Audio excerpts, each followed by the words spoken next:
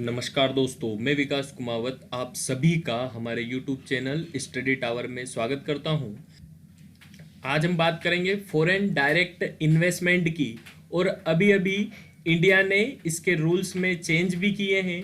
हम उनके बारे में भी चर्चा करेंगे। तो हम सबसे पहले देखेंगे कि कोई विदेशी कंपनी या किसी विदेशी व्यक्ति के द्वारा हमारे भारत में दो प्रकार से इन्वेस्टमेंट किया जा सकता है। तो वो दो प्रकार हैं। पहला है एफडीआई, फॉरेन डायरेक्ट इन्वेस्टमेंट, और दूसरा होता है फॉरेन पोर्टफोलियो इन्वेस्टमेंट, एफपीआई।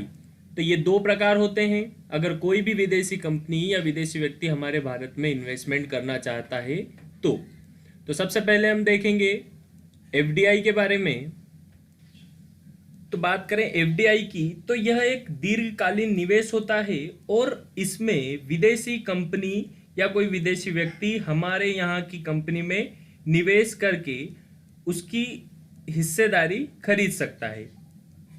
बात करें दोस्तों एफडीआई के प्रकार की, तो पहला है ग्रीन फील्ड एफडीआई, यानी कि कोई विदेशी व्यक्ति या कंपनी हमारे भारत में आकर नया स्टोर शुरू करती है तो उसे कहते हैं ग्रीनफील्ड एफडीआई। यानी कि कोई विदेशी कंपनी हमारे भारत में आएगी और उसका नया एक स्टोर खोलेगी, हम उसे कहेंगे ग्रीनफील्ड इन्वेस्टमेंट। सेकेंड नंबर पे होता है ब्राउनफील्ड एफडीआई, यानी कि कोई विदेशी कंपनी या किसी विदेशी व्यक्ति के द्वारा भारत में चल रहे किसी भी कंपनी की हिस्सेदारी लेने के लिए जो निवेश किया जाएगा उसे ब्राउनफील्ड एफडीआई कहेंगे।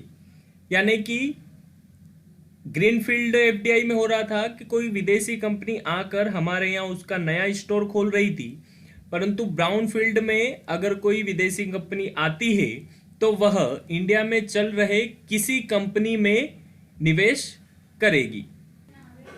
अब हम बात करेंगे एफपीआई की। तो जब कोई विदेशी व्यक्ति या कोई विदेशी कंपनी हमारे यहाँ की किसी भी कंपनी के शेयर खरीदकर 10% से कम हिस्सेदारी खरीदता है तो उसे एफपीआई कहते हैं। यानी कि 10% से कम अगर उसने शेयर खरीदे हैं भारतीय कंपनी के तो वो कहलाएगा एफपीआई, फॉरेन पोर्टफोलियो इन्वेस्टमेंट। और यह बहुत कम समय के लिए होता है। यानी कि मान लो किसी विदेशी कंपनी ने हमारे यहाँ की कंपनी में इन्वेस्टमेंट किया और उसके शेयर खरीदे 10% से कम, और जब भी उसको हानि या लाभ देखने को मिलता हो तो वो अपने शेयर बेचकर जा सकता है।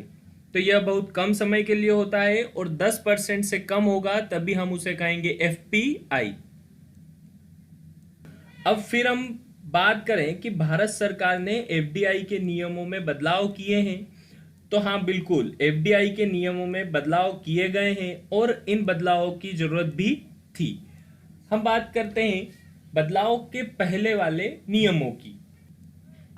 पहले जब भी कोई विदेशी कंपनी भारत की किसी कंपनी में निवेश करती थी तो उसे गवर्नमेंट अप्रूवल की आवश्यकता नहीं होती थी। यानी कि अगर बांग्लादेश और पाकिस्तान को छोड़कर किसी भी देश की कंपनी हमारे यहाँ किसी कंपनी में निवेश करती है तो उसे गवर्नमेंट अप्रूवल की जरूरत नहीं थी, परंतु पाकिस्तान और बांग्लादेश को थी। ये पहले के नियम थे। अब बात करें कि चेंज होने के बाद क्या नए रूल बने हैं। तो दोस्तों, जैसा कि आप सभी जानते हैं हमारे पूरे भारत में लॉकडाउन है, उसी के चलते कारोबार भी बंद है, कई सारी बड़ी बड़ी कंपनियां भी बंद है और इसी कारण कंपनियों के शेयर गिर चुके हैं, उनकी कीमत बहुत कम हो चुकी है। तो भारत के आसपास वाले देश भारत की कंपनियों में वर्तमान में निवेश करके भारतीय कंपनियों की एक बड़ी हिस्सेदारी खरीद सकते हैं, और जब वह एक बड़ी हिस्सेदारी अपने नाम कर चुके होंगे, यानी कि कोई भी व्यक्ति किसी कंपनी में निवेश करता है तो वो उसका एक हिस्सेदार बनता है, और अगर हिस्सेदार बन गया तो उसके पास कंपनी का कंट्रोल आ जाता है, वह भी कंपनी के डिसीजन में भागीदारी लेगा। तो इसी को देखते हुए भारत सरकार के द्वारा एफडीआई के नियमों में बदलाव किए गए। अब बात करें बदलाव की, तो बदलाव यह है कि भारत के नज़दीकी देश जैसे चीन, नेपाल, भूटान, बांग्लादेश, श्रीलंका, अफगानिस्तान, पाकिस्तान, इनमें से कोई भी देश हमारे भारत की कंपनियों में निवेश करना चाहे तो उन्हें गवर्नमेंट अप्रूवल की आवश्यकता होगी। पहले गवर्नमेंट अप्रूवल की आवश्यकता नहीं थी, पर अब इन सारी कंट्रियों को गवर्नमेंट अप्रूवल लेना पड़ेगा अगर भारत में निवेश करना है तो। पहले सिर्फ पाकिस्तान और बांग्लादेश दोनों ऐसे देश थे जिनको गवर्नमेंट अप्रूवल लेने की आवश्यकता थी, परंतु अब इन सभी कंट्रियों के ऊपर ऐसे रूल लगा दिए गए हैं। और दोस्तों बात करें गवर्नमेंट अप्रूवल की, तो यह बहुत एक लंबी प्रोसेस है और मुश्किल से ही गवर्नमेंट अप्रूवल मिल पाता है। यह कदम हमने मुख्यतः चाइना के भारत में बढ़ते हुए निवेश को देखते हुए उठाया है।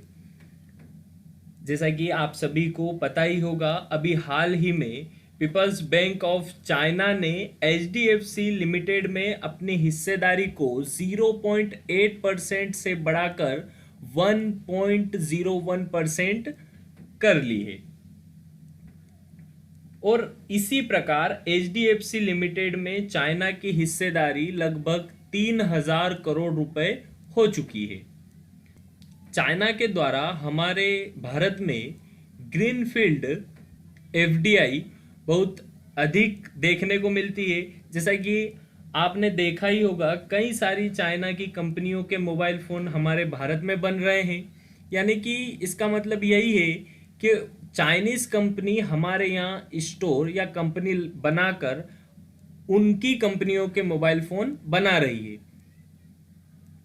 अब बात करें कि एफडीआई से हमें बहुत सारे लाभ भी हैं, क्योंकि मान लो कोई अगर दूसरी देश की कंपनी हमारे यहाँ स्टोर डालती है तो हमारे यहाँ के युवाओं को रोजगार मिलता है और कई सारे प्रशिक्षण भी दिए जाते हैं।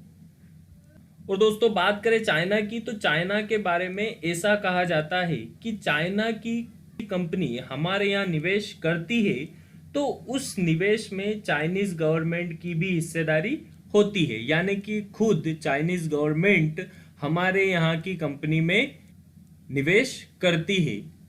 तो जब भारत के द्वारा एफडीआई के नियमों में बदलाव किए गए तो इससे चाइना बहुत नाराज है और इस नाराजगी का असर हमारे भारत पर पड़ सकता है, क्योंकि भारत आज भी दवाइयों के लिए कच्चा माल चाइना से आयात करता है और भी कई प्रकार के मेडिकल इक्विपमेंट हमारे यहाँ चाइना से ही आते हैं। तो इसी कारण भारत की मुश्किलें बढ़ सकती है। परंतु दोस्तों एफडीआई के नियमों में बदलाव भी जरूरी थे।